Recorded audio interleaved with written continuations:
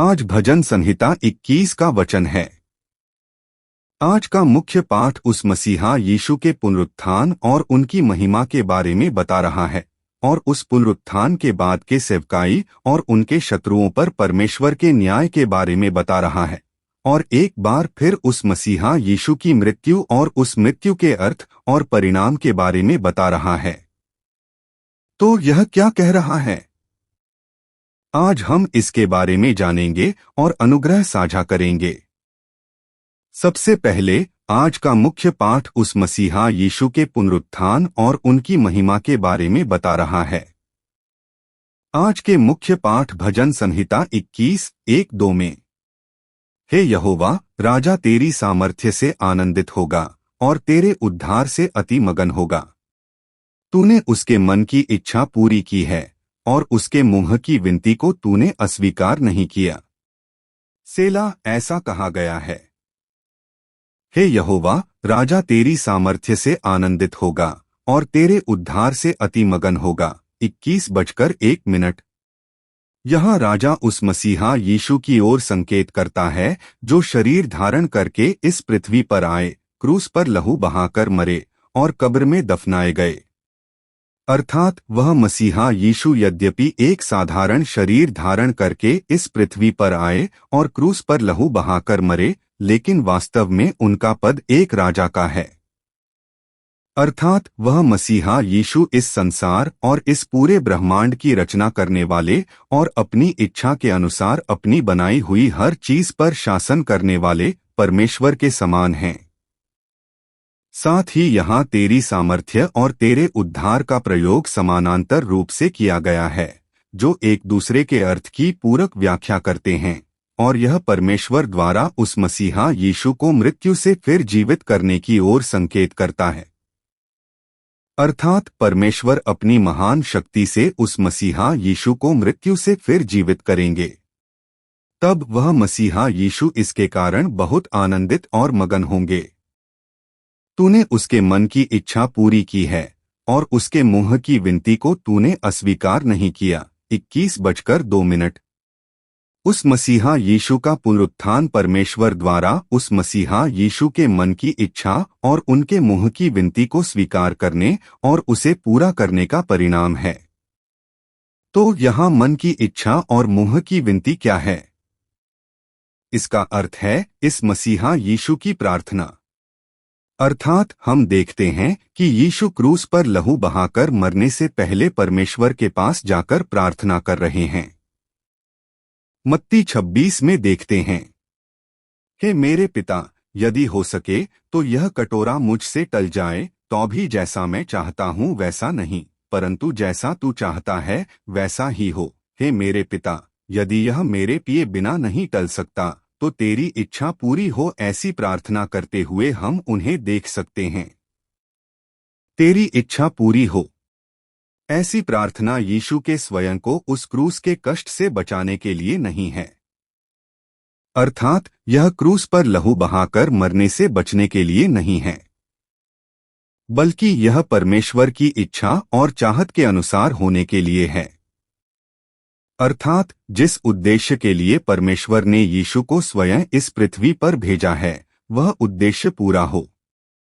तो परमेश्वर द्वारा यीशु को इस पृथ्वी पर भेजने का उद्देश्य क्या है? वह यह है कि क्रूस पर लहू बहाकर मरने के माध्यम से जो कोई भी इस पर विश्वास करे, उसके सभी पापों को दूर किया जाए और बिना किसी मूल्य के धर्मी ठहराकर उसका उद्धार किया जाए।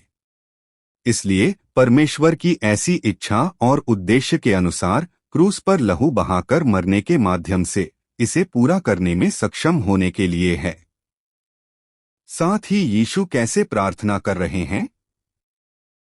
यूहन्ना 17 में देखते हैं, उन्हें सत्य के द्वारा पवित्र कर, हे पिता, मैं चाहता हूं कि जिन्हें तूने मुझे दिया है, जहां मैं हूं वहां वे भी मेरे साथ रहें। ऐसी प्रार्थना करते हुए हम उन्हें देख सकते हैं। अंततः यह प्रार्थना भी यीशु द्वारा स्वयं क्रूस पर लहू बहाकर मरने के माध्यम से जो कोई इस पर विश्वास करे उसे पवित्र करने के लिए है, ताकि वे उस स्वर्ग में यीशु के साथ रह सकें जहां वे स्वयं हैं। इसे दूसरे शब्दों में कहें तो यह उस उद्धार की वाचा को याद करने, उसे पूरा करने और सिद्ध करने के लिए है जो अनंत काल पहले बांधी गई थी। नहीं, यीशु स्वयं उस उद्धार की वाचा के अनुसार क्रूस पर लहू बहाकर मरेंगे, इसलिए उस उद्धार की वाचा के अनुसार उन्हें मृत्यु से फिर जीवित किया जाए और उस उद्धार के कार्य को जारी रखने में सक्षम बनाया जाए। यही उस मसीहा यीशु की प्रार्थना है। कैसा है? आज का मुख्य पाठ कहता है कि यह मसीहा यीशु का पुनरुत्थान एक संकेत और आश्वासन है कि मसीहा यीशु की ये सभी प्रार्थनाएं पूरी हो गई हैं, नहीं, भविष्य में पूरी तरह से पूरी हो जाएंगी। अर्थात मसीहा यीशु का पुनरुत्थान एक संकेत और आश्वासन है कि परमेश्वर ने मसीहा यीशु की इन सभी प्रार्थनाओं को स्वीकार कर लिया है, उनके कार्य को प्रसन्नतापूर्वक स्वीकार किया है और इस संसार के अंत तक मसीहा यीशु के माध्यम से सभी उद्धार योजनाओं को पूरा करेंगे। इसलिए वह मसीहा यीशु अपने पुनरुत्थान के कारण अत्यंत आनंदित और मगन होंगे। तो मसीहा यीशु के अपने पुनरुत्थान के कारण आनंदित और मगन होने का और क्या कारण है? आज के मुख्य पाठ भजन संहिता 21:3-6 में, क्योंकि तू उत्तम आशीषों के साथ उसे मिलता है, तूने उसके सिर पर चोखे सोने का मुकुट रखा है। उसने तुझसे जीवन मांगा और तूने उसे दिया, अर्थात दिनों की लंबाई सदा सर्वदा के लिए। तेरे उद्धार के कारण उसकी महिमा बड़ी है, तूने उसे वैभव और ऐश्वर्य से विभूषित किया है। क्योंकि तू उसे सदा काल के लिए परम धन्य बनाता है, तू अपने सन्मुख उसे आनंद से भर देता है। ऐसा कहा गया है, क्योंकि तू उत्तम आशीषों के साथ उसे मिलता है। अभी इस वाक्य के पहले इब्रानी संयोजक की क्योंकि का प्रयोग किया गया है, जो उस मसीहा यीशु के मृत्यु से पुनरुत्थान के बाद आनंदित और मगन होने के कारण के बारे में बता रहा है। इसका कारण यह है कि परमेश्वर सुंदर आशीषों के साथ उस मसीहा यीशु से मिलेंगे और उनका स्वागत करेंगे। इसका क्या अर्थ है? पुराने समय में राजा युद्ध में बड़ी जीत हासिल करके लौटने वाले सेनापति का स्वागत किया करते थे। उस सेनापति और सेना के लिए बड़ा भोज आयोजित करते थे, बड़े पुरस्कार देते थे और उत्सवों के माध्यम से उनके परिश्रम को सांत्वना और बधाई दिया करते थे। परमेश्वर के साथ भी ऐसा ही है। परमेश्वर भी जब वह मसीहा यीशु क्रूस पर लहू बहाकर मरेंगे, पुनर्जीवित होंगे और स्वर्गारोहण करेंगे, नहीं, जब वह क्रूस पर बड़ी जीत हासिल करके लौटेंगे, तब परमेश्वर उस मसीहा यीशु का सुंदर आशीषों के साथ स्वागत करेंगे। यह उस मसीहा यीशु के पुनर्जीवित होने और स्वर्गारोहण के समय परमेश्वर के राज्य में होने वाले दृश्यों को एक चित्र की तरह दर्शाता है। तो वे कैसी आशीषें हैं? तूने उसके सिर पर चोखे सोने का मुकुट रखा है। यहाँ चोखे सोने का मुकुट उस विजय के मुकुट की ओर संकेत करता है जो पुराने समय में राजा युद्ध जीत कर लौटने वाले सेनापति को पहनाते थे। इसी तरह परमेश्वर भी उस मसीहा यीशु के सिर पर चोखे सोने का मुकुट पहनाएंगे, अर्थात वह मसीहा यीशु के परिश्रम को सांत्वना देंगे और उनकी विजय का उत्सव मनाएंगे। हालांकि इसमें और भी अधिक अर्थ निहित हैं। अर्थात यह वचन रूपक के तौर पर दिखा रहा है कि वह मसीहा यीशु स्वर्गीय सिंहासन पर बैठकर उस राज्य की स्थापना करेंगे और उस प्रजा पर शासन करेंगे। अर्थात वह मसीहा यीशु परमेश्वर के राज्य के राजा बनकर प्रजा पर शासन करेंगे और फिर वे लोग उस मसीहा यीशु को अपने परमेश्वर के रूप में ऊंचा उठाएंगे और उनकी स्तुति करेंगे। और कैसी आशीष है! उसने तुझसे जीवन मांगा और तूने उसे दिया, अर्थात दिनों की लंबाई सदा सर्वदा के लिए। यहाँ जीवन बहुवचन में है, जिसका अनुवाद जीवन पाने वाले या जीवित रहने वाले के रूप में किया जा सकता है। साथ ही यहाँ दिनों की लंबाई सदा सर्वदा के लिए वाक्यांश का शाब्दिक अनुवाद करें तो उन दिनों की लंबाई जो अनंत और अनंत है होगा, जो इसके पहले आने वाले जीवित रहने वाले लोगों की पूरक व्याख्या कर रहा है। अर्थात यह वचन कह रहा है कि वह मसीहा यीशु परमेश्वर से जीवित रहने वाले लोगों की मांग करेंगे, अर्थात वे लोग जिनके जीवन की लंबाई अनंत और अनंत है, दूसरे शब्दों में अनंत जीवन पाने वाले लोग, अर्थात परमेश्वर की प्रजा, और परमेश्वर खुशी खुशी इसे स्वीकार करेंगे। तो उन्होंने इसकी मांग कब की थी? यह उस उद्धार की वाचा की याद दिलाता है जो अनंत काल पहले पिता परमेश्वर और पुत्र परमेश्वर के बीच बांधी गई थी। अर्थात परमेश्वर उस उद्धार की वाचा के अनुसार जो अनंत काल पहले बांधी गई थी, उस मसीहा यीशु को अनंत काल तक जीवित रहने वाले लोगों, अर्थात परमेश्वर की प्रजा को सौंप देंगे। परिणामस्वरूप वह मसीहा यीशु उन लोगों से अनंत काल तक स्तुति और महिमा प्राप्त कर सकेंगे। और कैसी आशीष है! तेरे उद्धार के कारण उसकी महिमा बड़ी है, तूने उसे वैभव और ऐश्वर्य से विभूषित किया है। 21:05। यहाँ तेरा उद्धार उस मसीहा यीशु के उद्धार कार्य के माध्यम से परमेश्वर द्वारा उन लोगों के उद्धार की ओर संकेत करता है। अर्थात हम देखते हैं कि मसीहा यीशु पवित्र आत्मा को भेजकर किसी व्यक्ति को बुलाते हैं, सिखाते हैं और उसे बोध कराते हैं, जिससे वह व्यक्ति यीशु मसीह के लहू के पुण्य पर विश्वास कर सके।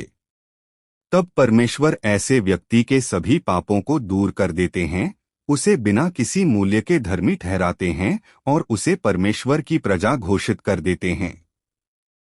यह उन सभी परमेश्वर के उद्धार कार्यों की ओर संकेत करता है। अर्थात परमेश्वर ऐसे उद्धार कार्यों के माध्यम से उस मसीहा यीशु की महिमा को बड़ा करेंगे और वैभव और ऐश्वर्य से उस मसीहा यीशु को विभूषित करेंगे। यहाँ विभूषित करना का अर्थ संगत होना या एक जैसा बनाना है, जो उस मसीहा यीशु को पूरी तरह से महिमा, ऐश्वर्य और वैभव से भरपूर होने के रूप में व्यक्त करता है। नहीं, यह उस मसीहा यीशु और महिमा, ऐश्वर्य और वैभव के अलग न होने बल्कि एक होने की स्थिति को दर्शाता है। अर्थात परमेश्वर उस उद्धार कार्य के माध्यम से उस मसीहा यीशु की महिमा, ऐश्वर्य और वैभव को भरपूर करेंगे। यह आज हमारे उद्धार प्राप्त लोगों द्वारा उस मसीहा यीशु की ओर मेरे परमेश्वर, मेरे उद्धारकर्ता पुकारते हुए उनकी अत्यंत स्तुति और उन्हें ऊंचा उठाने के माध्यम से वैसे ही पूरा और सिद्ध होते हुए देखा जा सकता है। क्योंकि तू उसे सदाकाल के लिए परम धन्य बनाता है, तू अपने सन्मुख उसे आनंद से भर देता है। इस प्रकार परमेश्वर उस मसीहा यीशु को शाश्वत आशीष देंगे। नहीं, अब तक बताई गई ये आशीषें कभी मुरझाएंगी नहीं, कभी नष्ट नहीं होंगी और शाश्वत रहेंगी। परिणामस्वरूप परमेश्वर उस मसीहा यीशु को परमेश्वर के सामने अनंत काल तक आनंदित और मगन होकर जीने देंगे। अब कैसा है? इन सभी बातों के आधार पर देखें तो यह मसीहा यीशु का पुनरुत्थान अब तक बताई गई इन सभी आशीषों की गारंटी देने वाला परमेश्वर का संकेत और मुहर है। इसलिए वह मसीहा यीशु अपने पुनरुत्थान के कारण अत्यंत आनंदित और मगन होंगे। दूसरे, आज का मुख्य पाठ पुनरुत्थान के बाद के सेवकाई और शत्रुओं पर परमेश्वर के न्याय के बारे में बता रहा है। आज के मुख्य पाठ भजन संहिता 21:7-10 में, क्योंकि राजा यहोवा पर भरोसा रखता है और परमप्रधान की करुणा से वह कभी न डगमगाएगा। तेरा हाथ तेरे सब शत्रुओं को ढूंढ निकालेगा, तेरा दाहिना हाथ तेरे बैरियों को ढूंढ निकालेगा। जब तू प्रकट होगा तब उन्हें आग की भट्ठी के समान कर देगा। यहोवा अपने क्रोध में उन्हें निगल जाएगा और आग उन्हें भस्म कर देगी। तू उनके वंश को पृथ्वी पर से सत्यानाश करेगा और उनकी संतान को मनुष्यों में से मिटा देगा, ऐसा कहा गया है।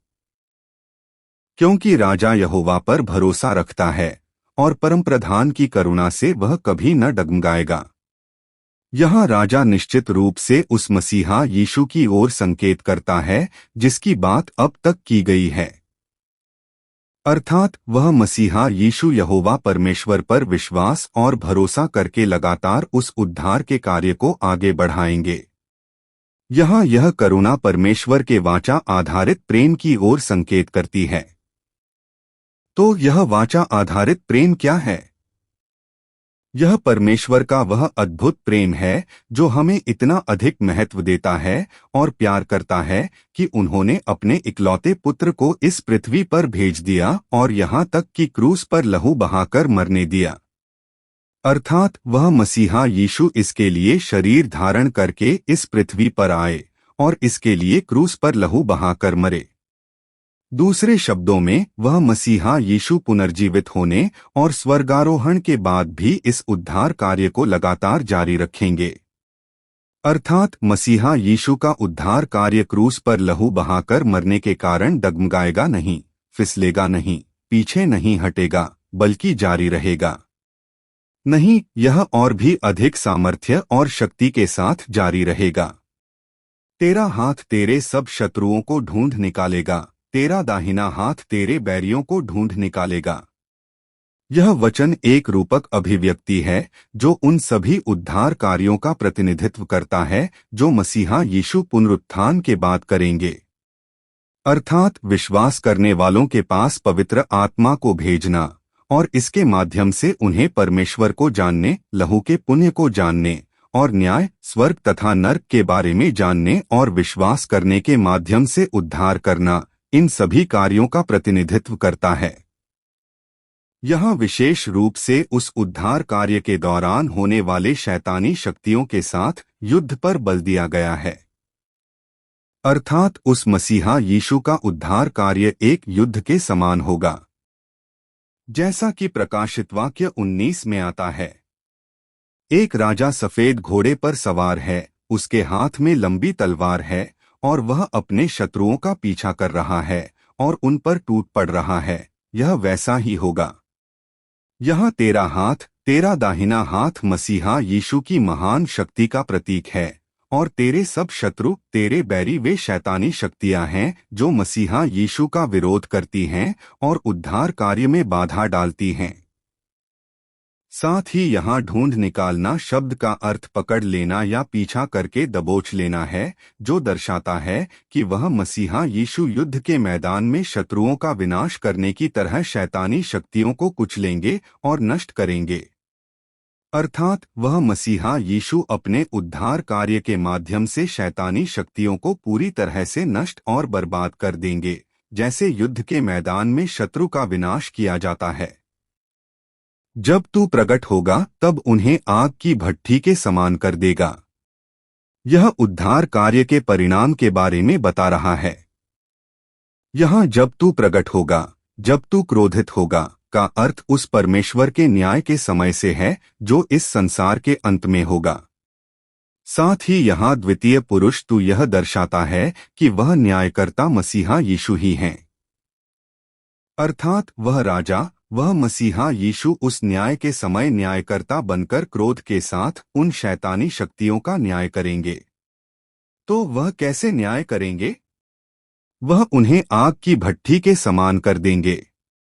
यहाँ आग की भट्ठी के समान करना का अर्थ है कि जैसे हम भट्ठी में लोहे का कोई टुकड़ा डालते हैं तो वह तुरंत जलकर पिघल जाता है, वैसे ही मसीहा यीशु का न्याय भी होगा। अर्थात वह मसीहा यीशु न्याय के समय उन शैतानी शक्तियों को नरक की अनंत आग की झील में फेंक देंगे। दूसरे शब्दों में, जो कोई उस इकलौते पुत्र के लहू के पुण्य पर विश्वास नहीं करता और केवल शैतान का अनुसरण करता है, जो शैतान का दास बन गया है, उन सभी को वह नरक की अनंत आग की झील में फेंक देंगे। तब क्या होगा? यहोवा अपने क्रोध में उन्हें निगल जाएगा और आग उन्हें भस्म कर देगी। 21:09। यहाँ अचानक यहोवा संबोधन आया है। यह एक बार फिर इस बात पर बल देता है कि न्यायकर्ता मसीहा यीशु ही यहोवा परमेश्वर हैं। नहीं, यह राजा, यह मसीहा यीशु यहोवा परमेश्वर के समान ही हैं। अर्थात यह वचन कह रहा है कि न्यायकर्ता मसीहा यीशु के क्रोध के कारण वे सभी शैतानी शक्तियां नरक की अनंत आग की झील में गिर जाएंगी और फिर नरक की वह भयंकर आग उन सभी को निगल जाएगी।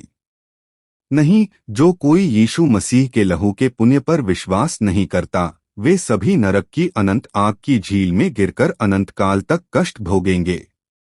तू उनके वंश को पृथ्वी पर से सत्यानाश करेगा और उनकी संतान को मनुष्यों में से मिटा देगा।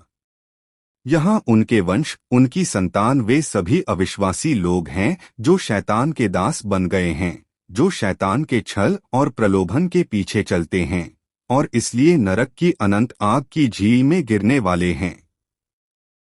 साथ ही यहाँ पृथ्वी उस नए स्वर्ग और नई पृथ्वी अर्थात उस स्वर्ग की ओर संकेत करती है जो संसार के अंत में दिया जाएगा, और मनुष्य जीवन उन स्वर्गीय नागरिकों की ओर संकेत करता है जो उस स्वर्ग में प्रवेश करेंगे। अर्थात शैतान की वह संतान, वे अविश्वासी लोग मसीहा यीशु के न्याय के कारण अनंत काल के लिए नष्ट हो जाएंगे। दूसरे शब्दों में, वे उस अनंत स्वर्ग में प्रवेश नहीं कर पाएंगे और परमेश्वर की प्रजा के समूह के साथ नहीं हो पाएंगे। इसे दूसरे शब्दों में कहें तो केवल वे परमेश्वर के लोग जो मसीहा यीशु को पुत्र परमेश्वर के रूप में मानते हैं और उनके लहू के पुण्य पर विश्वास करते हैं, वही उस पृथ्वी, उस स्वर्ग में प्रवेश करेंगे और वही लोग अनंत सुख प्राप्त करते हुए सदा जीवित रहेंगे। अंत में आज का मुख्य पाठ एक बार फिर मसीहा यीशु की मृत्यु और उस मृत्यु के अर्थ और परिणाम के बारे में बता रहा है। आज के मुख्य पाठ भजन संहिता 21:11-13 में, यद्यपि उन्होंने तेरे विरुद्ध बुराई की ठानी, उन्होंने ऐसी युक्ति रची जिसे वे पूरी न कर सके। क्योंकि तू उन्हें पीठ दिखाकर भगा देगा, तू अपने धनुष की डोरी उनके मुंह की ओर तानेगा। हे यहोवा, अपनी सामर्थ्य में ऊंचा हो, हम तेरी शक्ति का भजन और स्तुति करेंगे, ऐसा कहा गया है। यद्यपि उन्होंने तेरे विरुद्ध बुराई की ठानी, उन्होंने ऐसी युक्ति रची जिसे वे पूरी न कर सके। 21:11। यह वचन सारांश में उन सभी बातों को बता रहा है जो मसीहा यीशु के शरीर धारण करके इस पृथ्वी पर आने पर उनके शत्रुओं द्वारा उनके साथ की जाएंगी। यहाँ उन्होंने का अर्थ वह शैतान है जो मसीहा के कार्य में बाधा डालने के लिए हर तरह की साजिश और षड्यंत्र रचेगा, और मसीहा यीशु के वे शत्रु जो शैतान के छल का अनुसरण करेंगे।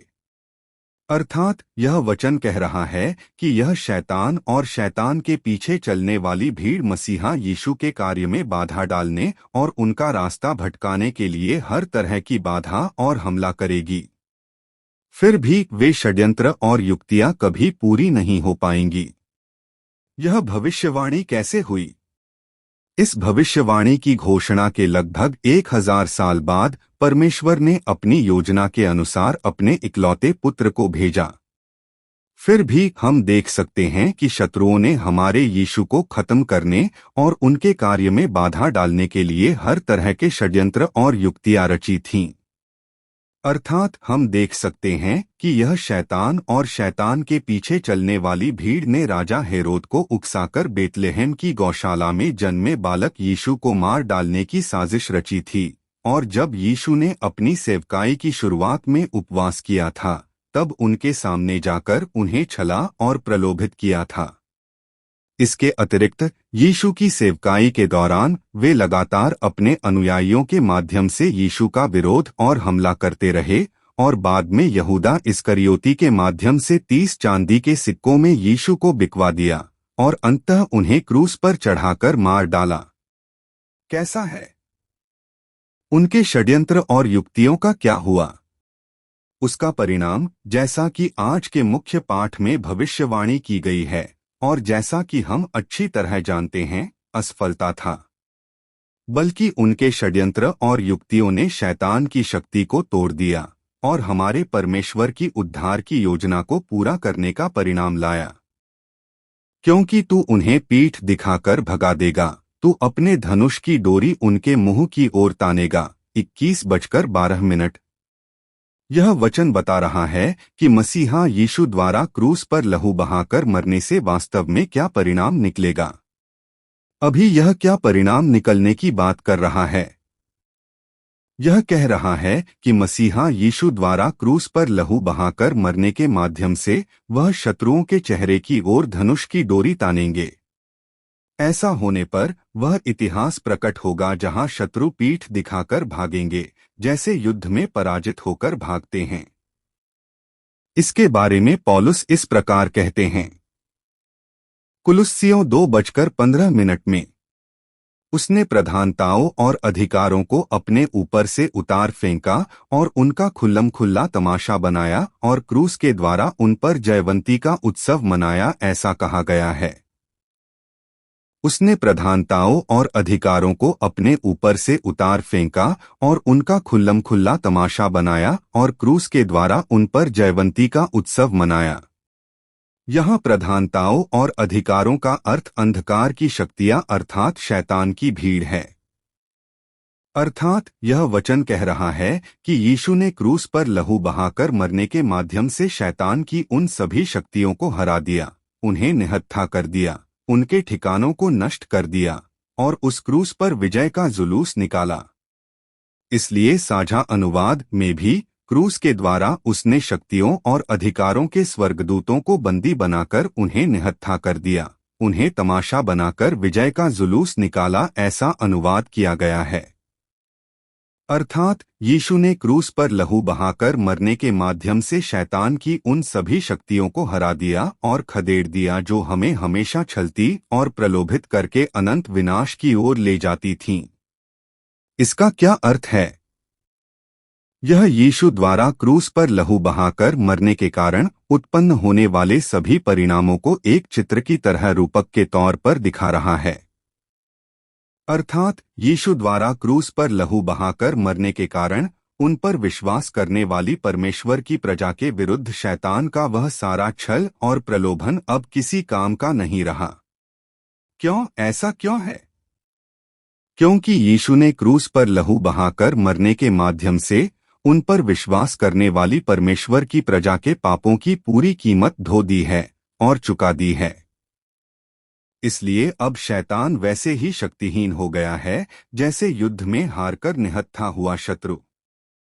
आज का मुख्य पाठ इसी स्थिति को दर्शाता है, मानो मसीहा यीशु क्रूस पर लहू बहाकर मरने के माध्यम से सभी शत्रुओं के चेहरे की ओर धनुष की डोरी तान रहे हैं, जिससे वे शत्रु पीठ दिखाकर भाग रहे हैं। क्या ऐसा नहीं है? यह एक बहुत ही रोचक अभिव्यक्ति है। जो भी हो, अगर ऐसा है तो दाऊद इस कविता के अंतिम भाग में आकर मसीहा यीशु द्वारा झेले गए इन कष्टों की बात फिर से क्यों कर रहा है? वह मसीहा यीशु के न्याय की निश्चितता को और अधिक पुख्ता करने और उसकी गारंटी देने के लिए है। अर्थात मसीहा यीशु का न्याय इस संसार के अंत में निश्चित रूप से होगा। क्यों ऐसा क्यों है? क्योंकि इस न्याय के लिए अर्थात प्रजा को ऐसे न्याय से बचाने के लिए परमेश्वर द्वारा भेजे गए मसीहा यीशु ने क्रूस पर अपना लहू बहाया और मरे। अर्थात मसीहा यीशु की क्रूस पर लहू बहाने की घटना इस बात की गारंटी है कि भविष्य में इस संसार के अंत में होने वाला मसीहा यीशु का न्याय भी निश्चित है। अब चलिए एक बार फिर संक्षेप में देखते हैं। मसीहा यीशु द्वारा क्रूस पर लहू बहाकर मरने की यह भविष्यवाणी इस घटना के होने से लगभग 1000 साल पहले दी गई थी। इसलिए क्रूस पर लहू बहाने की घटना का भविष्यवाणी के 1000 साल बाद वैसे ही पूरा होना इस बात की पक्की गारंटी है कि संसार के अंत में होने वाला मसीहा यीशु का न्याय भी अवश्य पूरा होगा। यह एक भविष्यवाणिक पद्धति की तरह है, जहां पिछली भविष्यवाणी का पूरा होना अगली भविष्यवाणी के पूरा होने की गारंटी और प्रमाण बन जाता है। अर्थात पिछली भविष्यवाणी की सिद्धि अगली भविष्यवाणी की सिद्धि की गारंटी और उस पर बल है।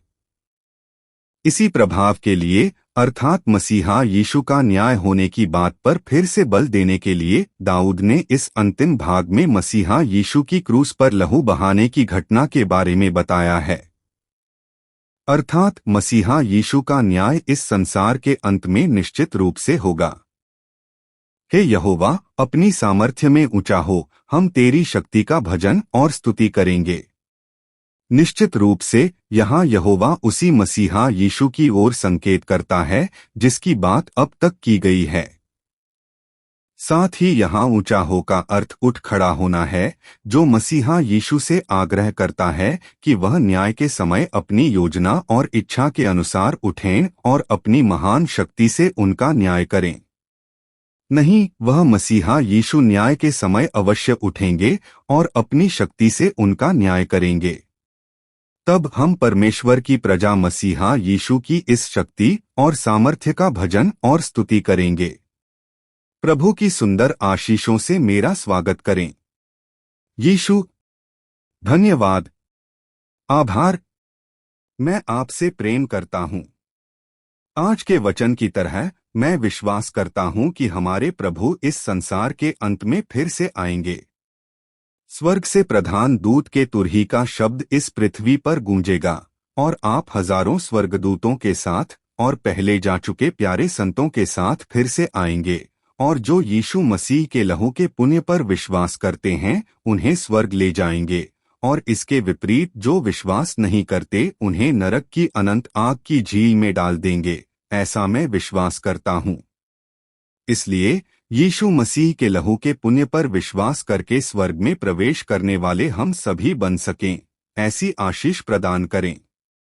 यीशु के नाम में आशीष देते हुए प्रार्थना करता हूँ, आमीन। यदि आप अधिक जानना चाहते हैं तो कृपया सदस्यता लें।